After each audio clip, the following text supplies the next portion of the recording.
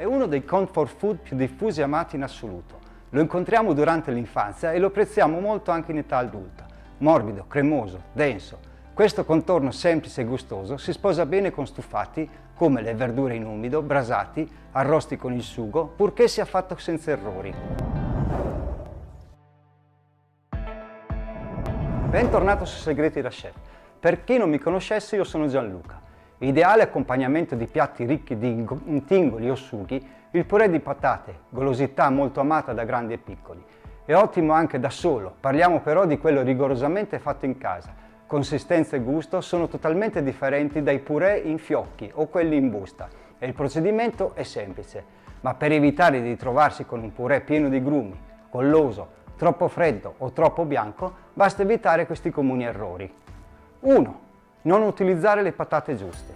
Quelle adatte alla preparazione del purè sono a pasta bianca, sono a buccia spessa e più ricche di amido rispetto a quelle di pasta gialla e novelle, che una volta cotte risulterebbero troppo collose e cerose. Bene anche le patate vecchie, purché siano farinose. In Liguria si produce la quarantina, bianca e più nota per bontà e diffusione tra le patate tradizionali delle montagne genovesi. A pasta bianca trovi anche le apprezzate Cardinal e Tonda di Napoli, italiane, e l'Hack e Nebeck di origine statunitense. Sono tutte particolarmente indicate per preparare oltre al purè, gnocchi, soufflé e cremosi soffici. 2. Non lavare bene le patate. Anche se le cuoci con la buccia, lavale sempre prima, strofinandole con uno spazzolino per eliminare bene l'eventuale terriccio. 3. Partire a caldo. Per una cottura ottimale, bisogna che nella pentola il cibo raggiunga la stessa temperatura nello stesso momento. Invece di tuffare le patate, meglio lasciarle intere con la buccia, in acqua già bollente, mettile ben lavate nella casseruola, coprile con acqua fredda e poi accendi il fuoco. 4. Salare l'acqua. Il sale non sarà assorbito durante la cottura, perché la buccia non lo permetterà. Lessa la patata, quindi, partendo da acqua fredda per 40 minuti circa dal punto di bollore. Saranno cotte quando, infilando al centro un coltello, lo estrarrai facilmente. 5.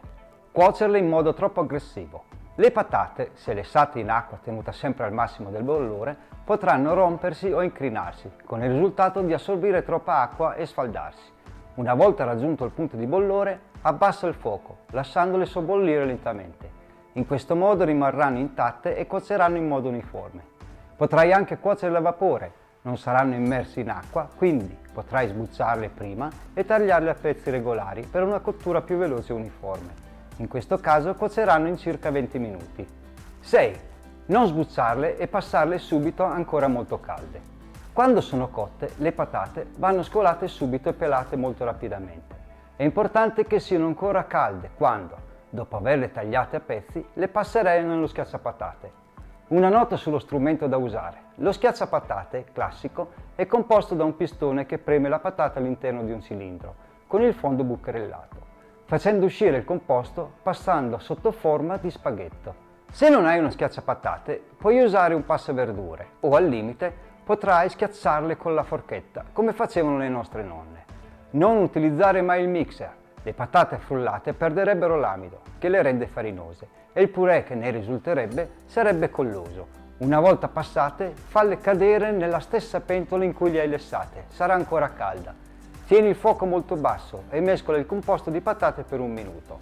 Dopo 1 minuto aggiungi il burro continuando a mescolare. Nel frattempo fai scaldare il latte. 7. Usare latte freddo e burro caldo. Se versi del latte freddo di frigorifero sulle patate passate calde, le raffredderai, rovinando il tuo precedente lavoro. Scalda il latte in un pentolino prima di incorporarlo nel composto di patate. Il burro invece non va scaldato, perché le particelle solide contenute nel latte si separeranno dai grassi. Aggiungere il burro freddo al composto consentirà al burro di sciogliersi in modo omogeneo e di distribuire nel purè solidi del latte e grassi uniformemente.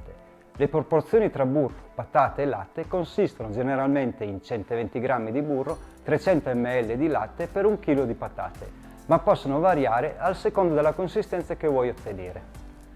Hai mai fatto uno di questi errori? Fammelo sapere nei commenti qua sotto.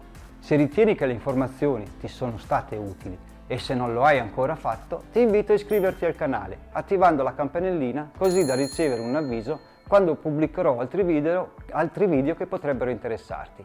Se ti va, puoi anche collegarti alla mia pagina Instagram Argento Chef per seguire le pubblicazioni quotidiane di foto, ricette e tanto altro.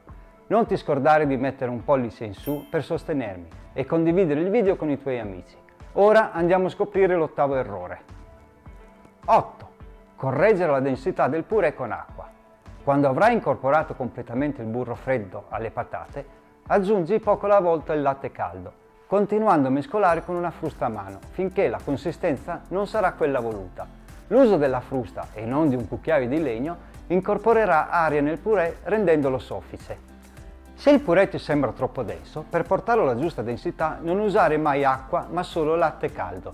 Al contatto con la caseina del latte, l'amido, una delle componenti principali della patata, renderà il purè di patate compatto e vellutato, che raggiungerà consistenza e gusto perfetti grazie ai grassi del burro. A fine cottura spegni il fuoco e aggiungi un pizzico di sale e, a piacere, una grattata di noce moscata.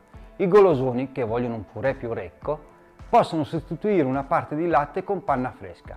Altri preferiscono arricchirlo aggiungendo cubetti di prosciutto cotto o praga e formaggio grattugiato.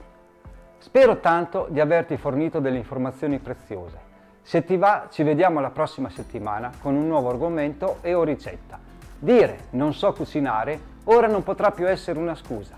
Creati una buona giornata e ricordati, piatti chiari e amicizia lunga. Ciao!